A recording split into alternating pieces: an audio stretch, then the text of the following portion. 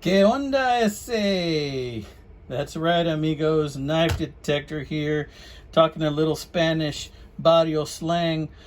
Just because we're going to be looking at this essay right here. We're going to be looking at the Esee Churp.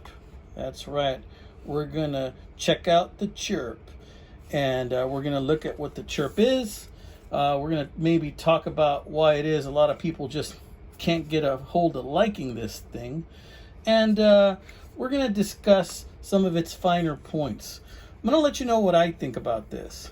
Because honestly, initially, I started to side with everybody, a lot of other people who've done reviews on this knife. I'm going to tell you why. But then I saw the light, my friends. I saw the light, and I'm going to tell you why that is. Stay tuned for more.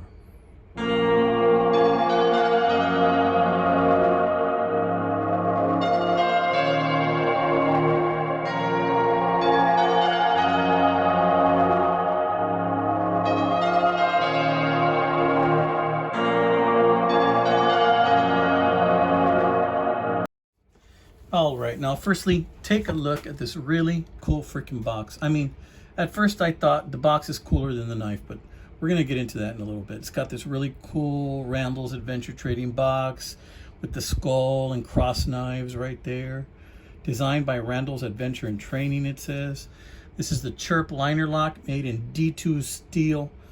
It says it has a warranty, but I got it on eBay, so I really doubt that. It's a Churp liner lock. We're going to take a look at that liner lock in a bit. And that's the number right there, in case you're interested. So I'm going to set that aside. How much did I pay for this? Oh, these run you about 18 bucks brand new, and that's what I paid for it, I think. Had very, very little use when I got it. Extremely little use. I have been pocket carrying this thing for about a week. And initially, I did not love this thing right out of the gate. I didn't. But let me tell you what I intended on doing with it when I bought it. When I first bought it, what I intended on doing was taking off this clip.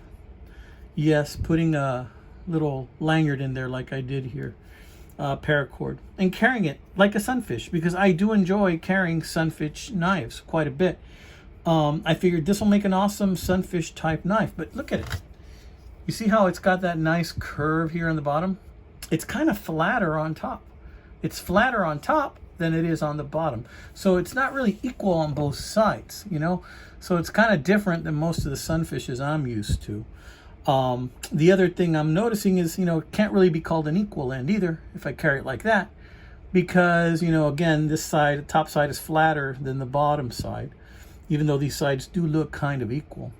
And I thought to myself, you know, despite all of that, I can still carry it like a sunfish or an equal end knife.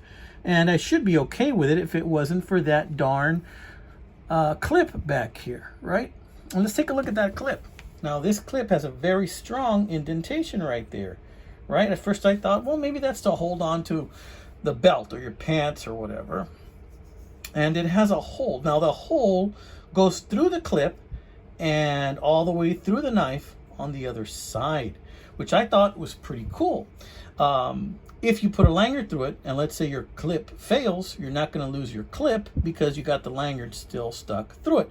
So that already was one point that I kind of enjoyed about it right there. Kind of liked that about it. So I thought, well, let me explore this a little bit further. And the micarta is really sweet to hold in your hand. And I'm going to open this up. And you're going to notice that the nail nick is visible, but it's barely visible. This is not something you're going to flick open fast. It's kind of like a traditional knife because you have to take your time opening it. Right there, check it out. I do like the shape of that spear tip blade. It is nicely done, and this is made for slicing. And there you can see that really awesome etching right there. Or laser engraving, I'm not sure what that is. It's pretty darn cool. I do like that very much. And let me tell you, this bad boy cuts very, very well. It cuts very well. And I've been cutting things like cardboard and rope with this thing, plastic. It's gone through a lot of stuff with no issues. And there it is, D2 steel. And this is called the Churp, okay? And I like the blade a whole bunch. You know, I thought to myself, You know, maybe I would want to attach some type of a thumb stud, but look, there really is no room to attach a thumb stud because that liner lock kind of protrudes. And that's another feature about this knife that I really didn't like right off the bat, is that liner lock, the way it protrudes. But you know what? I found out that when I use it, that liner lock fits real comfortable in the hand. And you know, I didn't like the clip either. I didn't like the clip either very much, but check this out. The clip is very, very intentional in its purpose. You see that really nice curve?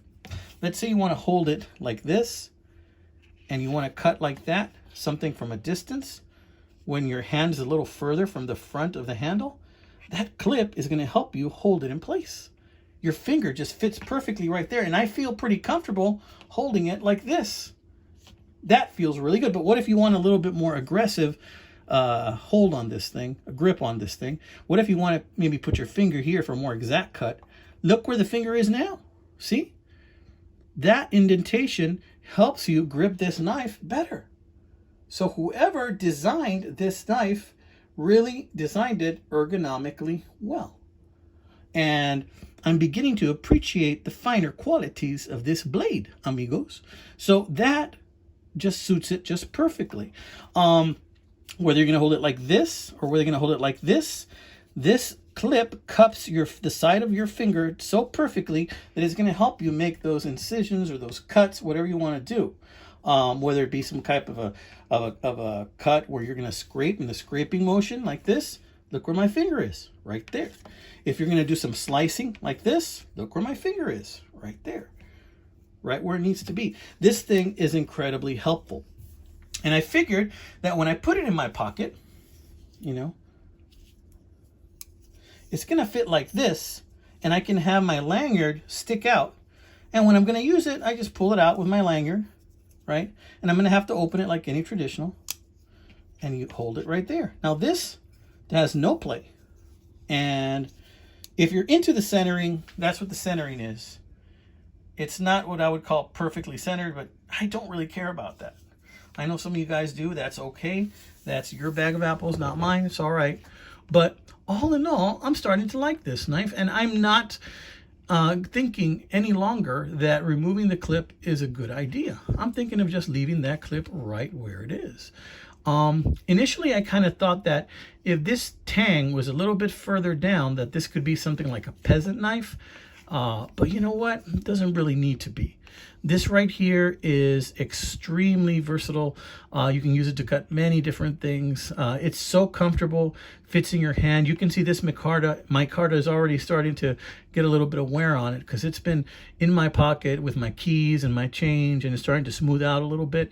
It was pretty much brand new when I first got it, but it's starting to show up. And you know what? That's great because I want that micarta to get worn, and I want to use this bad boy. This is just so comfortable to hold. And initially, I thought, well, you know, it's about the size of a Swiss Army knife. This thing is about, let's see, in the closed position, 1, 2, 3, about 3.5 inches, just like your standard, you know, Victorinox knife. But it's a little bit wider. It's a little bit wider. This thing at its widest point is about an inch wide, almost an inch wide if you include the blade. That means it's got a little bit more heft in my pocket, and I'm not as likely to lose it. Plus, look how wide it is here. See? It's got those spacers in there. I don't know what kind of spacers those are, but they're made of metal. I think it could be brass spacers, D2 steel. This is just a solid little knife that Esee came up with. And at 18 bucks, you know, I figured this is a great way for me to buy an Esee knife, and it's not too pricey, and just check out the quality. Now, design-wise, this is not everybody's cup of tea. I completely understand that. Function-wise, I like this knife, and I will be carrying it in my pocket.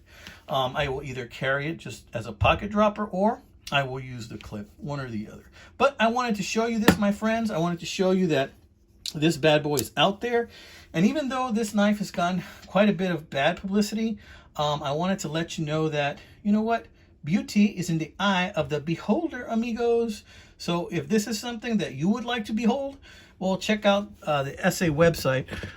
You know, you might find it as SMKW too. You know, and I got this one on eBay for like 18 bucks shipped. All right. It's a good knife. I like it. Your tastes may vary, but as far as I'm concerned, it's a winner. All right, friends, this has been another one by the Knife Detector. Thank you for sticking with me this far. God bless you, my friends. Happy knife detecting, amigos.